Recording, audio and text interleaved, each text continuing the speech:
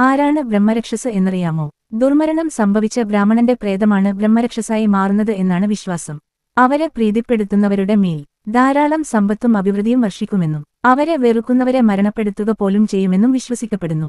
ചില ക്ഷേത്രനിർമ്മാണ സ്ഥലങ്ങളിൽ ബ്രഹ്മരക്ഷസ് വരുമെന്നും അത് ക്ഷേത്രങ്ങളുടെ നിർമ്മാണങ്ങളിൽ തടസ്സം ചെയ്യാൻ ശ്രമിക്കുമെന്നും അതുകൊണ്ടുതന്നെ ക്ഷേത്ര നിർമ്മാണം തുടങ്ങുന്നതിനു മുൻപ് ഇവർക്കായി ഒരു പ്രത്യേക സ്ഥലം നിർമ്മിച്ച് അവരെ കുടിയിരുത്തി ആരാധിക്കുന്നത് വഴി ക്ഷേത്ര നിർമ്മാണം തടസ്സപ്പെടുത്തില്ല എന്ന് വിശ്വസിക്കപ്പെടുന്നു.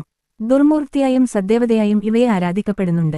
കേരളത്തിൽ തിരുനക്കര ശിവക്ഷേത്രത്തിൽ ബ്രഹ്മരക്ഷസിന് ഒരു പ്രത്യേക ക്ഷേത്രമുണ്ട്. ഇതിനു പിന്നിൽ ഒരു കഥയുമുണ്ട്. ഒരു കാലത്ത് തിരുനക്കര ക്ഷേത്രം അടക്കം കേരളത്തിലെ മിക്ക ക്ഷേത്രങ്ങളിലും ശീവേലിക്ക് എഴുന്നള്ളിച്ചിരുന്നത് മൂത്തതുമാരായിരുന്നു. അമ്പലവാസികളിൽ പെട്ട ജാതിക്കാരാണ് മൂത്തത്. തെക്ക് രാജാവിന് അന്നത്തെ മൂത്തതുമായി ഒരു അഗാധമായ ആത്മബന്ധമുണ്ടായിരുന്നു.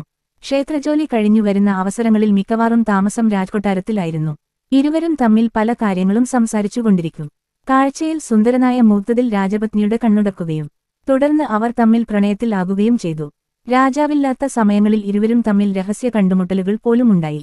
ഒടുവിൽ ഇത്രിഞ്ഞ രാജാവ് മൂത്തതിനെ വധിക്കാൻ ഉത്തരവിടുകയായിരുന്നു. എന്നാൽ ഇതെറിഞ്ഞു പരിഭ്രാന്തനായ മൂത്തത് ക്ഷേത്രസങ്കേതത്തിൽ തന്നെ താമസിക്കാൻ തീരുമാനിച്ചു. എന്നാൽ ഇത് രാജാവിനെ ഒന്നുകൂടി കോപാസക്തനാക്കി.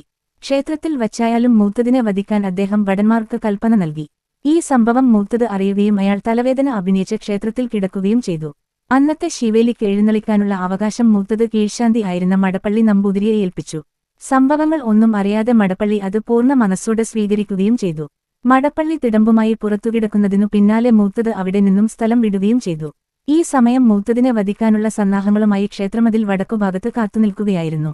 രാജഭടന്മാർ ശിവേലി എഴുന്നള്ളത്ത് വടക്കേനിടയിൽ എത്തിയപ്പോൾ മൂത്തതാണെന്ന് തെറ്റിദ്ധരിച്ച് മടപ്പള്ളി നമ്പൂതിരിയെ വെടിവെച്ച് കൊല്ലുകയായിരുന്നു. ഈ വിവരം അറിഞ്ഞ് അലരിയോടെ വന്ന അദ്ദേഹത്തിന്റെ പത്നിയായ അന്തർജനം ശ്രീകോവിലിന്റെ മുന്നിൽ നിന്നുകൊണ്ട് താൻ പതിവ്രതയാണെങ്കിൽ ഈ കൊടും പാപത്തിന്റെ ഫലം നിങ്ങൾ അനുഭവിക്കുമെന്ന് ശപിച്ച് താലിമാല വരിച്ചൂരി സോപാനപ്പടിയിൽ തലടിച്ച് ആത്മഹത്യ ചെയ്തു. വധിക്കപ്പെട്ട കീശാന്തിയുടെ ആത്മാവ് ഒരു ബ്രഹ്മരക്ഷസായി മാറുകയും ക്ഷേത്രത്തിൽ ഒരുപാട് പ്രശ്നങ്ങൾ ഉണ്ടാക്കുകയും ചെയ്തു. പൂജകൾ മുടങ്ങുന്നതും ക്ഷേത്രത്തിൽ അപകടങ്ങൾ ഉണ്ടാകുന്നതും പതിവായി.